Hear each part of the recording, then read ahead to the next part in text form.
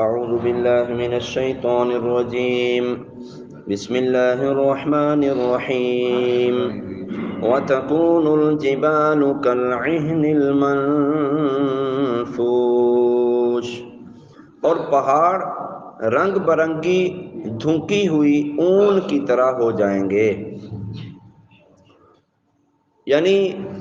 دل دہلا دینے والی قیامت کی ہولناکی اور دہشت اور اس کی شدت سے بلند و بالا اور مضبوط ترین پہاڑ، ان کا یہ حال ہوگا کہ وہ ریزہ ریزہ ہو کر ہوا میں اس طرح اڑ رہے ہوں گے کہ جس طرح رنگ برنگی اون کے ریزے دھنتے وقت ہوا میں اڑتے ہیں۔ تو یہاں سے اندازہ کریں کہ وہ کیسی شدت ہوگی اور کیسا المناک وہ لمحہ ہوگا کہ جب جناب یہ پہاڑ بھی ریزہ ریزہ ہو کر اس کے ذرات اڑ رہے ہوں گے۔ تو فرمایا کہ اتنی طاقتور پہاڑ جب ریزہ ریزہ ہو رہے ہوں گے تو اس وقت کمزور انسان کا کیا حال ہوگا۔ اللہ اکبر۔ تو یہ قیامت کی شدت اور اس کی ہولناکی ہے، اور اگلا منظر تو ابھی باقی ہے کہ وہ عمل، میزان عمل لگنا ہے، اعمال تلنے ہیں، جنت و دوزخ کے فیصلے ہونے ہیں۔ یہ تو ابھی قبروں سے اٹھے تو یہ حال ہے کہ وہ سب منتشر ہیں، کسی کو یہ خیال اور گمان اور پتہ نہیں کہ ہم نے رہنا کہاں ہے، ٹھہرنا کہاں ہے، یہاں تک کہ باپ بیٹے سے اور ماں بیٹی سے سب جدا جدا ہو رہے ہوں گے، وہاں کسی کو وہاں گمان بھی نہیں ہوگا۔ حضور اکرم صلی اللہ تعالی علیہ وسلم نے جب ارشاد فرمایا، حضرت عائشہ صدیقہ رضی اللہ تعالیٰ عنہ آپ نے پوچھا یا رسول اللہ قیامت کے دن لوگ کس حال میں آئیں گے؟ تو حضور نے ارشاد فرمایا سب کے بدن ننگے ہوں گے۔ تو حضرت سیدہ عائشہ صدیقہ رضی اللہ تعالیٰ عنہ آپ نے پوچھا یا رسول اللہ کیا اس وقت یہ شرم والی کوئی بات نہیں ہوگی کہ کوئی کسی کا لحاظ یا شرم نہیں کرے گا، وہاں تو مرد و عورت سب شامل ہوں گے؟ تو حضور صلی اللہ علیہ وسلم نے ارشاد فرمایا وہ لمحہ ایسا ہولناک اور المناک ہوگا کہ کسی کا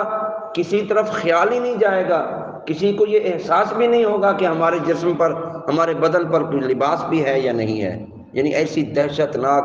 منظر، ایسا ہولناک منظر ہوگا۔ اللہ اکبر۔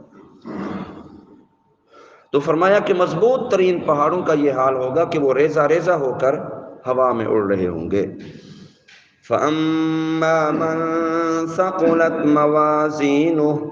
فَهُوَ فِي عِيشَةٍ رَاضِيَةٍ وَأَمَّا مَنْ خَفَّتْ مَوَازِينُهُ فَأُمُّهُ هَاوِيَةٌ وَمَا أَدْرَاكَ مَا هِيَهْ نَارٌ حَامِيَةٌ۔ تو بہرحال جس کے ترازو بھاری ہوں گے تو وہ پسندیدہ زندگی میں ہوگا، اور بہرحال جس کے ترازو ہلکے پڑیں گے تو اس کا ٹھکانہ حاویہ ہوگا۔ اور تجھے کیا معلوم وہ حاویہ کیا ہے؟ وہ ایک شعلے مارتی آگ ہے کہ جس میں ہلکے وزن والے داخل کیے جائیں گے۔ قیامت کا ذکر کرنے کے بعد یہاں قیامت کے دن مخلوق کی دو قسموں کے بارے میں بتایا کہ مخلوق کی دو قسمیں ہوں گی قیامت کے دن۔ قیامت کے دن حق کی پیروی کرنے کی وجہ سے، سیدھے راستے پر چلنے کی وجہ سے، نیک اعمال کرنے کی وجہ سے جس کی نیکیوں کے ترازو بھاری ہوں گے اور اس کے وزندار نیک عمل زیادہ ہوں گے تو وہ جنت کی پسندیدہ زندگی میں ہوگا۔ ایک قسم کے یہ لوگ ہیں کہ جنہوں نے زندگی میں حق کی پیروی کی، سیدھے راستے پر چلتا رہا، نیک اعمال کرتا رہا، اپنے آپ کو برائیوں سے اور گناہوں سے بچاتا رہا، اللہ کی فرما برداری کرتا رہا، اللہ کی نافرمانی والے کاموں سے بچتا رہا، اللہ کی حلال کردہ چیزوں کو استعمال اور اللہ کی حرام کردہ چیزوں سے اپنے آپ کو بچاتا رہا، تو فرمایا قیامت کے دن وہ اس کا جو اعمال کا پلڑا ہے، ترازو ہے، وہ بھاری ہو جائے گا نیک اعمال کی وجہ سے، تو جنت کی پسندیدہ زندگی میں ہوگا۔ اور جس کی نیکیوں کے ترازو اس وجہ سے ہلکے پڑ جائیں گے کہ وہ باطل کی پیروی کیا کرتا تھا اور اللہ کی نافرمانی کرتا تھا، اور نیک اعمال کی بجائے وہ برائیوں والے کام کرتا تھا، سیدھے راستے پر چلنے کی خواہش نہیں تھی، جو اس کی مرضی آتی تھی وہی کرتا تھا، حلال و حرام کا فرق بھی نہیں ہوتا تھا، نیکیوں کی طرف رغبت بھی نہیں تھی، وقت ملا تو نماز پڑھ لی، وقت نہ ملا تو جانے دو، وقت ملا تو جناب کوئی نیک عمل کر لیا اور مزاج میں آیا تو چھوڑ دیا۔ جب ایسے مزاج کے لوگ قیامت کے دن اللہ کے حضور حاضر ہوں گے، ان کا اعمال تلے گا تو فرمایا ان کے باطل کی پیروی کرنے کی وجہ سے اور نیکیاں کم ہونے کی وجہ سے اس کی نیکیوں کے ترازو کا پلڑا ہلکا ہو جائے گا اور گناہوں کا پلڑا بھاری ہو جائے گا، تو اس کا ٹھکانہ حاویہ ہوگا۔ اور تجھے کیا معلوم کہ وہ حاویہ کیا ہے؟ فرمایا وہ ایک شعلے مارتی آگ ہے جس میں انتہا کی سوزش اور انتہا کی تیزی ہوگی۔ تو اعمال کا وزن کیے جانے کے بارے میں ایک قول تو یہ ہے کہ قیامت کے دن مومن کی نیکیاں اچھی صورت میں لا کر میزان میں رکھی جائیں گی، مومن کی نیکیاں اچھی شکل و صورت میں ہوں گی اور میزان والے اس تلاوڑے پر، اس پلڑے پر رکھی جائیں گی۔ اگر وہ نیکیاں غالب ہوئیں تو اس کے لیے جنت ہے، اگر وہ نیکیاں ہلکی ہوئیں تو پھر اس کے لیے جہنم ہے۔ اور فرمایا کافر کی برائیاں بدترین صورت میں لا کر میزان میں رکھی جائیں گی، اس کی تول ہلکی پڑے گی، کیونکہ کفار کے اعمال باطل ہیں اور باطل کا کوئی وزن نہیں ہوا کرتا، تو اسے جہنم میں داخل کر دیا جائے گا۔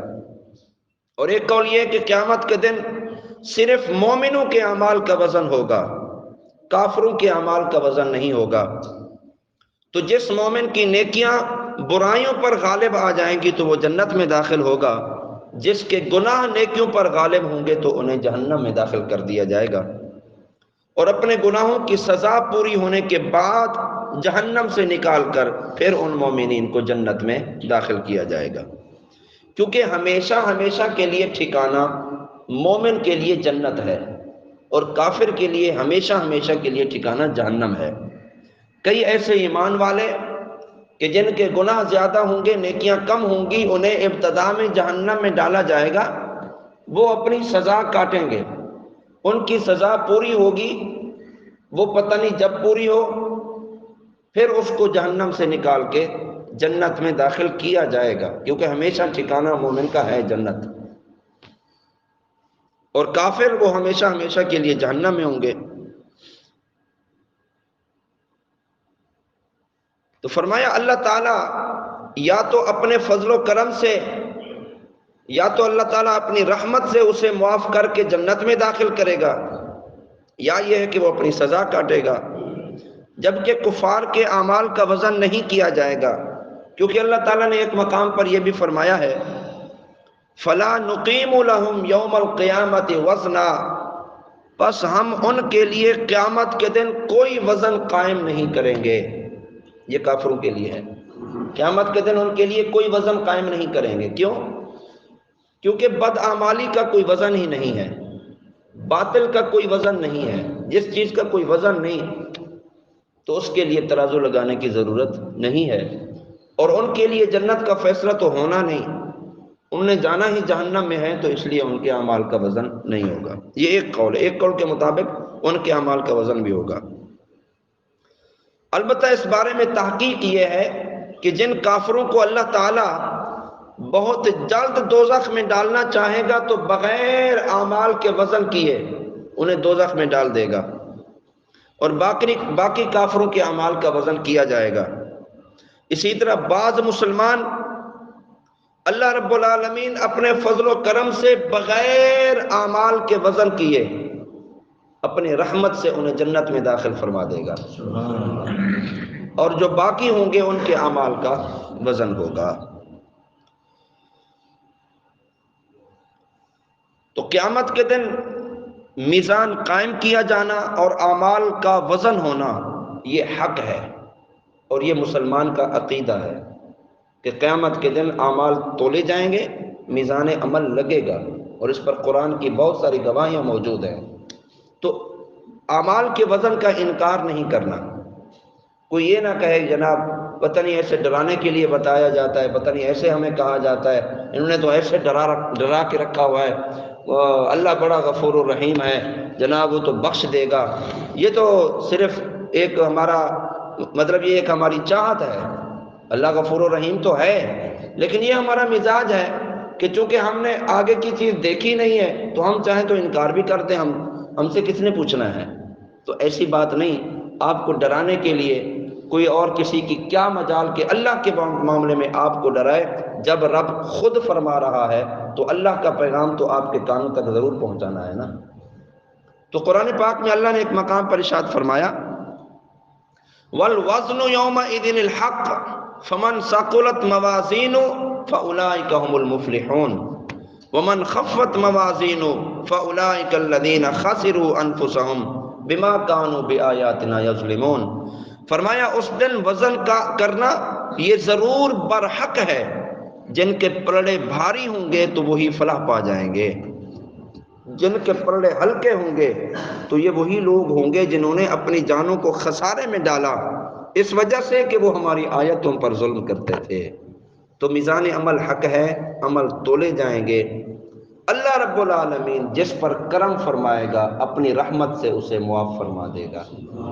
اللہ جس پر کرم فرمائے گا اپنی رحمت کاملہ سے بغیر حساب کی جنت میں داخل فرما دے گا۔ اللہ رب العالمین چاہے گا تو مجرموں کو بھی معاف فرما دے، اللہ تعالیٰ چاہے تو بڑے سے بڑے عبادت گزار کو بھی پکڑ کر کٹہرے میں کھڑا کر دے، یہ رب تعالیٰ کی رحمت پر ہے۔ انسان کا کام یہ ہے کہ وہ ہمیشہ اللہ رب العالمین کے احکام کی پیروی، امام الانبیاء صلی اللہ علیہ وسلم کی اتباع اور جناب اللہ کے عذاب سے ڈرتا رہے اور اللہ کا خوف اس کے دل میں رہے، بس یہی زندگی گزر جائے، آگے اللہ رب العالمین جس طرح اس کے ساتھ معاملہ فرمائے گا وہ اس کی مرضی ہو۔ تو اللہ رب العالمین ہم سب کو خوف خدا کی دولت بھی عطا فرمائے اور ہمیشہ نیک صالح اعمال کرنے کی توفیق عطا فرمائے۔ وما علینا الا البلاغ المبین۔